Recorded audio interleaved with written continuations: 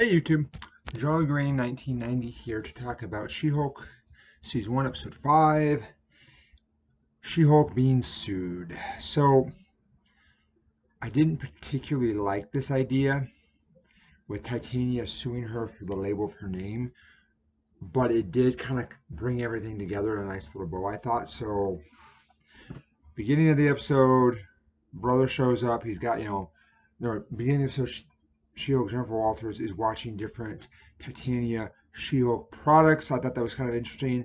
And then her brother shows up kind of with products that he wants her to sign her name on and say, we're from She-Hulk. And she's like, somebody stole my name. He's like, well, she who owns it used it, she used it first, owns it.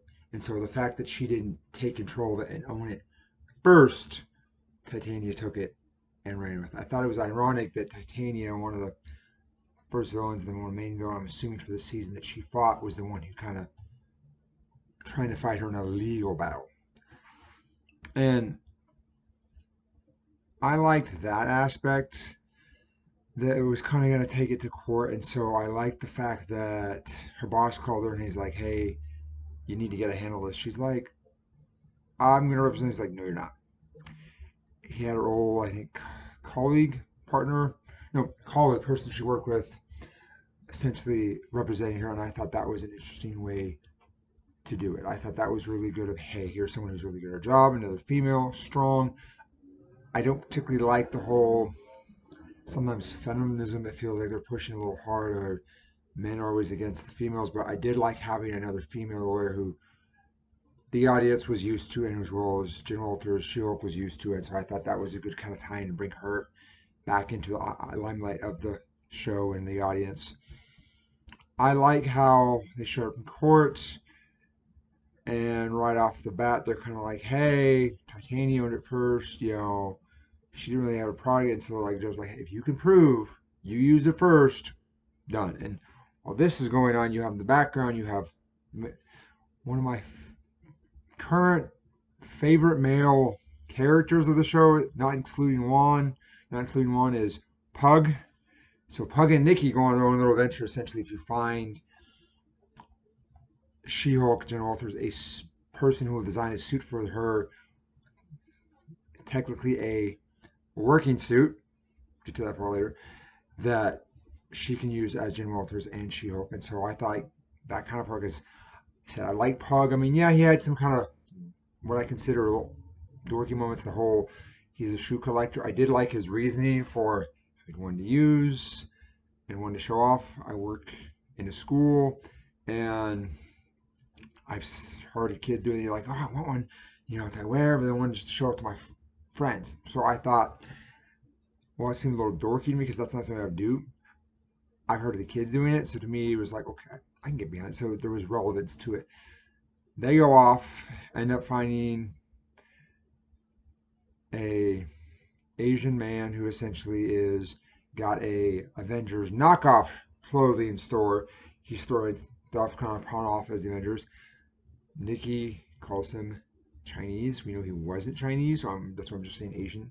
Forgive me if you know his actual. Please let me know. Uh, talk to him. He's like, well, I've got this. I've got Avengers. I like the fact that you kind of had a knockoff, because I wondered if they were going to come into play. We had the Avengers Broadway show. Why not Avengers knockoff products?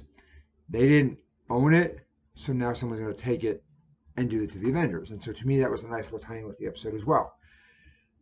They're kind of running around, and they run into this guy. I forget his name, but extremely strong, well known in the fashion industry. Apparently, the only way they get in is by saying that She-Hulk is an Avenger. Nikki kind of has to persuade him, and then they bring Jen in and say, hey, look, she transfers She-Hulk back into humans, so it's like, this is your challenge. He's like, okay, I can work with this. So then we go back to court, where they bring in several witnesses that Jen actually dated. So I like the fact they made that connection, where it was like, you have to prove that you were owning She-Hulk as your identity. Because they have her show up and say, court, and essentially it's like, well, showing her I didn't want the name She-Hulk, but then they have her interview with it, and so then it's like, hey, prove you were using it as you. And so then She-Hulk and Walters parades the guys that she was dating on her She-Hulk dating profile. I thought that was a very good connection. So I didn't particularly like it.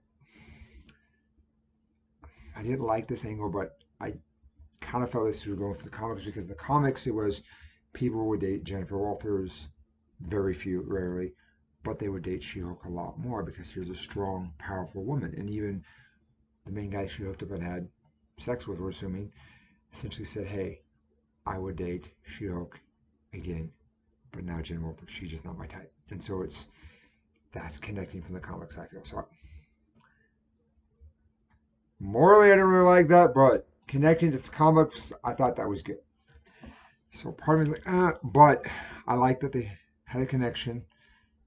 She-Hulk, Jen Walters wins the case because she threw her sex life, her love life on display for all to see, which I thought was okay. And even her friend lawyer was like, even I wouldn't have done that. And they are drinking as they're walking, or as they're going to drink.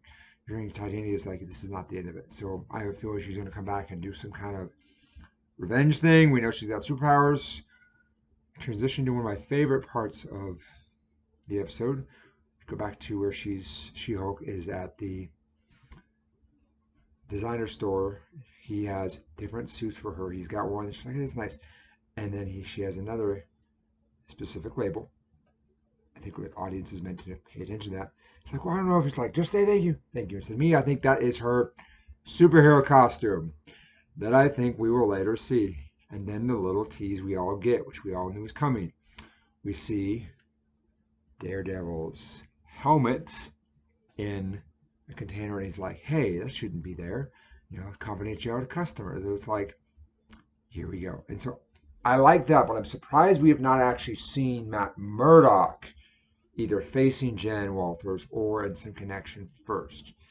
Maybe we'll next episode, but to me that would have been nice to see first and then bring in Daredevil. I do like the connections we're getting with the MCU. I like the actors, the well-known actors, the well-known celebrities who are showing up in the show. Didn't particularly like the one from last week's episode, but I like that they're at least bringing them in. And so I think that's a nice way to do it. Still have some concern about some of the CGI, but I do think some of it is getting better. Cousin had told me essentially, this is the first time they're doing She-Hulk. You got to give time for them to get the CGI right. I mean, look at how far the Hulk CGI has come. I mean, heck, look at the Abominations. I liked the current Abominations. Yeah, I think there's some things that could be a little better, but looks close to comic book, if not exactly comic book accurate. Whereas the first one we know didn't, but it was the one with Ed Norton. And I liked that depiction because it was our first iteration. As we go, we should get better and better and better. And so I'm excited to see where the show is going to go. Some parts I am enjoying, some parts, as you know, I'm concerned because it'll feel it's a little too comedy, but we are getting some good connections with the comedy. So the comedy is connecting to the actual stuff in the comics, so shouldn't really complain. So Charlie Green 1990s review of She-Hulk Season 1, Episode 5. If you like this, please leave a like. If you didn't like it, leave a dislike. If you leave a dislike, please leave a comment so I know what you think I could do different or your opinions.